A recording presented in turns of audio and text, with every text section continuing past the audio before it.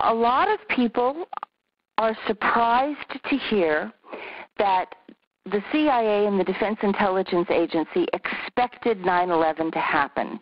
We had advanced knowledge of this attack, and I was viciously harassed by the United States government, by the Bush administration, for 5 years when I tried to talk during the 9/11 Commission report. For 5 years they silenced me, and that's why so much of this information has not been told. However, the CIA and the Defense Intelligence Agency knew about 9/11 from about April and May of 2001. I discovered it when my CIA handler instructed me to threaten my contacts at the Iraqi embassy in New York with war in the event that 9/11 happened and the Iraqis failed to provide actionable intelligence to us that would help us thwart it. And the Iraqis insisted, of course, that they had nothing to give us.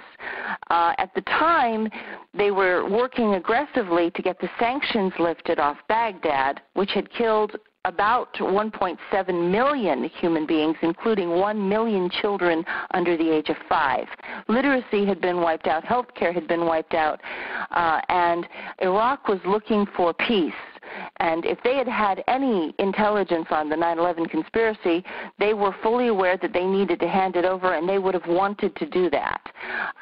So there is no question of Iraq's involvement. However, the CIA leaned hard on them. And in August of 2001, I was told to stay out of New York City because the attack was considered imminent. We expected mass casualties and a possible miniature thermonuclear strike, a bomb. However, I want to be very clear. The attack was always defined as airplane hijackings and a strike on the World Trade Center. So we knew exactly what they were going to do, and there was no ambiguity about it. There is a question, however, that possibly a second team, what we call an orphan team, went into the buildings and wired the buildings with explosives so that there would be a controlled demolition after the airplane hijackings. So it's not a question of one or the other. Either there were airplane hijackings or there was a controlled demolition. In fact, the airplane hijackings were a cover for the controlled demolition, which was undertaken by a small group of people, probably just 4 or 5 people. We are never going to know who they are, and it's not worth looking for them. You're never going to find them. What we do know is that there are security tapes at the parking garage, video camera footage, caught video cameras caught trucks arriving at the World Trade Center from about August 23rd until every night until about September 2nd, September 3rd. And the trucks were arriving at about 3 o'clock in the morning when everybody else had left the building, including the janitorial trucks. And the trucks were leaving at 5 a.m. right before the AAA personalities of Wall Street got to work to start their day, watching the markets. And so you see that there is an anomaly of behavior right in this period, right before 9/11. Does that mean they wired the buildings? It would seem that that would be a possibility, that right in that moment something was done.